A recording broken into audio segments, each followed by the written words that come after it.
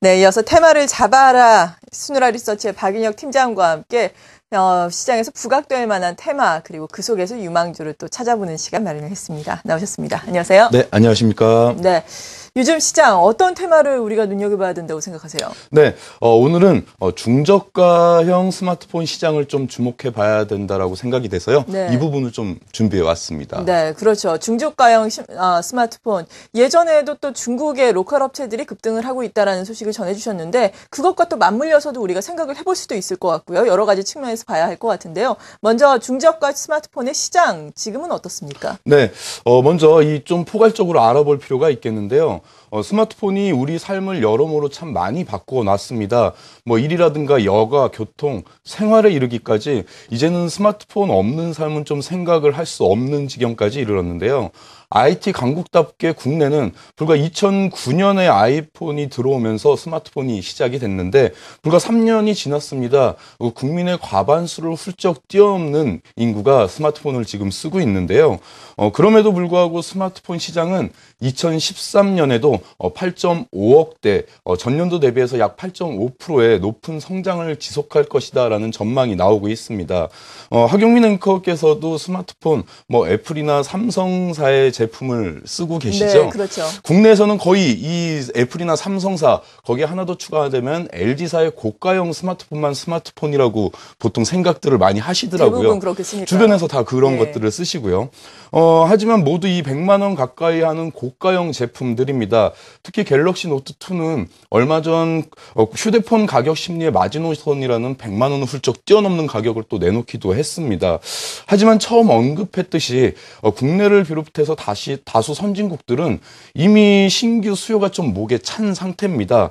따라서 이제는 개발도상국을 비롯해서 신규 수요, 교체 수요가 아닌 신규 수요가 있는 시장을 찾아봐야 되는 시점이 왔는데 이는 고가형 제품의 성장률이 올해 한 20% 정도 될 것이라고 하는 반면 중저가형 시장은 50%가 넘는 성장을 할 것이다라는 전망이 또 이를 뒷받침해주고 있습니다. 최근 애플사의 주가가 거의 반토막이 났습니다. 이에 반해 삼성전자의 주가는 고공행진을 계속하고 있는데요. 일부에서는 이제 삼성의 전설적인 CEO 잡스가 타계한 이후에 그 타격이다라고 하고 있지만 일단은 지금 현재로선 라인업의 차이인 것 같습니다. 애플은 아이폰 고가형 모델 하나밖에 출시하고 있지 않지만 네. 삼성전자는 저가형에서부터 고가형 골고루 라인업을 갖추고 있기 때문에요. 지금 상황에서는 삼성전자의 손을 조금 들어주는 상황이 아닌가 싶습니다. 이제 따라서 이런 관점으로 볼 때 개발도상국들의 피처폰에서 스마트폰으로의 신규 수요, 이 수요를 잡는 것이 승리하는 것이 될 것이다라는 거고요. 최근 이를 뒷받칠 만한 주가 상승이 또 있습니다. 중저가형 스마트폰 PCB 업체인 DAP 굉장히 높은 상승을 또 하고 있고요. 또 중저가형 디스플레이 전문 제조 업체인 디스플레이텍 역시 가격 상승을 굉장히 급격하게 하고 있기 때문에 이에 따른 또 다른 수혜주를 찾아볼 필요도 있겠다라는 생각이 들고 있습니다. 네, 정말 말씀해 주신 것처럼 삼성전자 같은 경우에는 여러분께서 갤럭시 S3나 그리고 갤럭시 노트2 이 정도만 생각을 하실 텐데 상당히 라인업이 다양합니다.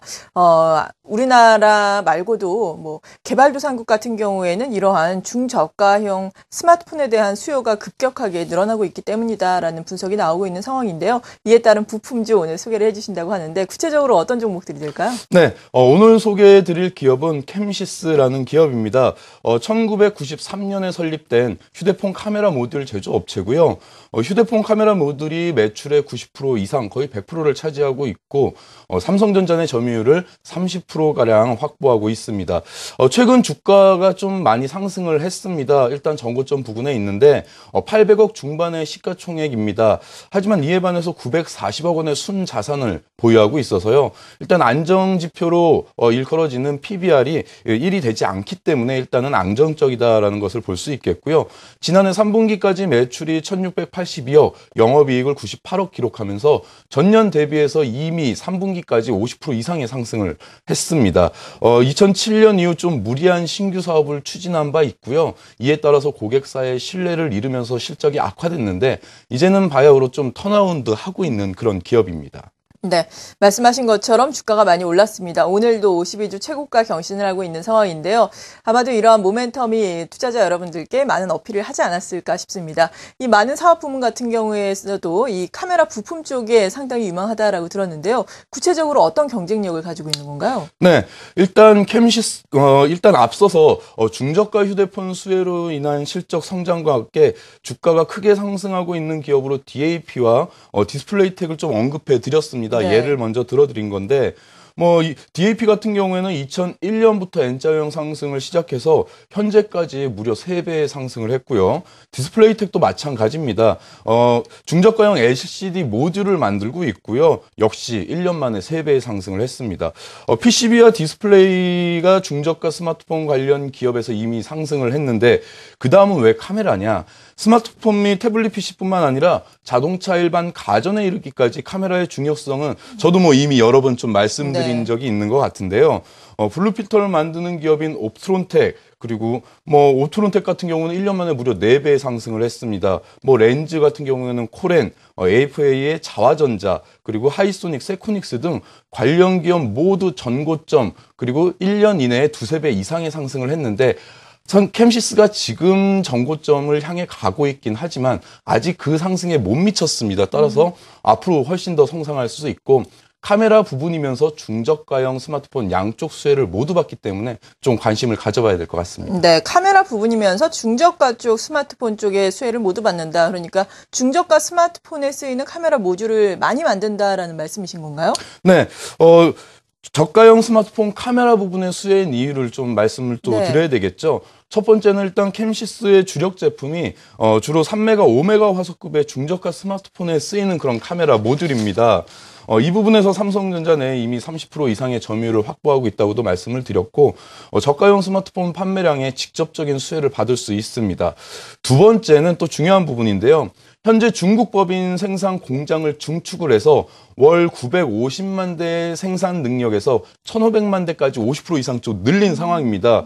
보통 공격적인 캐파 증설은 고비용이 들어가기 때문에 어느 정도 고객사와의 합의가 없이는 하기 좀 불가능하다라고 볼 수 있겠는데, 중저가형 스마트폰의 성장세를 볼 때 이 생산 능력을 모두 생산해서 매출로 연결시킬 수 있다는 점, 이 점도 좀 주목해 봐야 될 것 같습니다.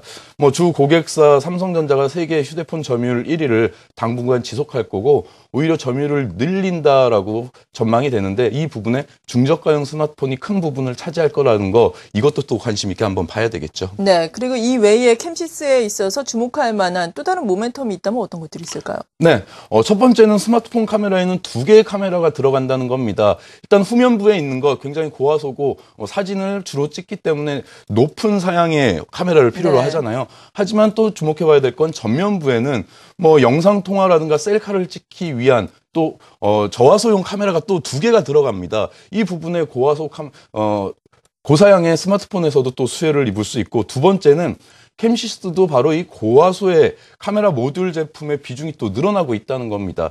즉 말해서 저가형 그리고 고가형 양쪽 모듈을 또 라인업으로 장착해서 이 두 부분의 수혜를 받을 수 있다는 점, 이것도 관심 있게 봐야 될 것 같습니다. 네, 그렇다면은 매매 전략은 어떻게 세워야 하는지 앞서 말씀드린 것처럼 오늘도 또 4.6%나 상승을 하고 있거든요. 52주 최고가 수준. 지금 접근을 해도 될지, 조금 더 기다렸다가 접근을 하면서 좀 목표 주가는 어느 정도까지 삼아야 할지 궁금한데요. 네, 최근 시장의 특징이 있죠. 못 오르는 기업은 계속 못 오르고 가는 기업은 계속 가고 있습니다. 투자자의 입장에서 따라잡기 굉장히 힘든 부분도 있지만, 일단은 제가 말씀드렸던 그 저가형 스마트폰 관련주들 계속 신고가를 내고 있고요. 역시 스마트폰 카메라 쪽 부품 회사들도 계속 신고가를 내고 있습니다. 이에 반해서 캠시스도 오늘 신고가를 내고는 있지만 그 기업들보다는 상승폭이 적었기 때문에 올해 좀 상승폭은 조금 더 기대가 되고요. 하지만 급격하게 오른 날 따라잡는 거는 물론 투자에 크게 도움이 되지 않는다는 거는 또 투자자 여러분도 잘 알고 계시기 때문에 좀 길게 관심 있게 보시면서 좋은 가격에서 매입하셔도 될 것 같고요. 1차 목표가는 전고점 부분인 3,000원 제시할 수 있겠고요. 중장기적으로는 DAP, 디스플레이텍과 같이 N자형 상승을 좀 지속할 수 있을 것으로 보여서요. 좀 장기적으로 관심을 갖고 보셔도 될 것 같습니다. 네, 수누라 리서치의 박인혁 팀장과 함께 오늘 캠시스 자세한 내용 다뤄봤습니다. 감사합니다. 감사합니다.